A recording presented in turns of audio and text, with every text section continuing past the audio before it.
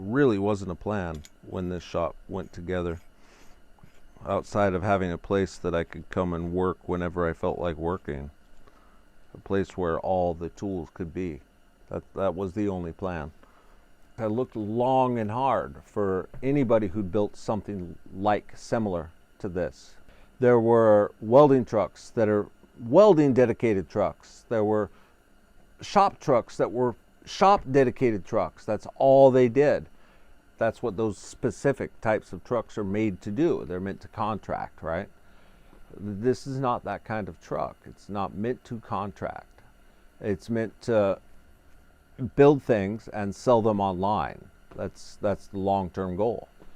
This was an empty box when I started, and the entire frame had to be built to be able to install all this stuff in here.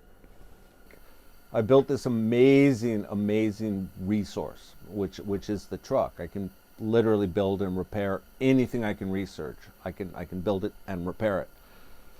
That was the goal. And now the trick is to figure out what to build and repair. I want to make a lifetime tool that somebody is proud to own, and I'm proud to make. I'm proud to sell.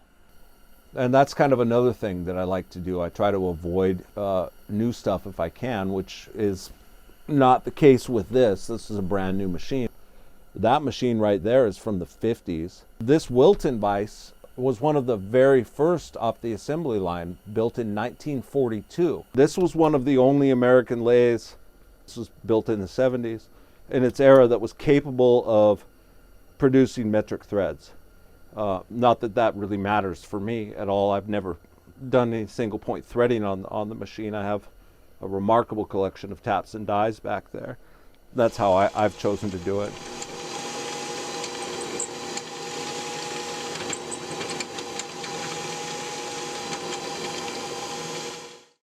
This is a turret mill. This is what this is called. And the price was right on it. Delivered, I paid less than $1,000 for this thing. When you want to adjust the height of the head, you have to retram the whole thing. You have to get it square, again, is what tram means. And that involves using a pretty complicated series of dial indicators. And this is a machine shop. These are like sensitive tools for flash rust and things like that. You have to keep everything oiled, and which is really difficult for somebody who's environmentally conscious. This shop is not that. It's as close to environmentally conscious as a mobile machine shop can be. I've owned this thing for 5 years. I've put 8,000 miles on it. This shop represents my grand plan, like kind of, sort of, I guess. I just kind of want to be able to build stuff and make stuff and things. I just got to figure out how to support it now. Financially, that's the challenge, because I don't have any kind of real financial backing. So, and that's another complicated story, and I'm filled with those.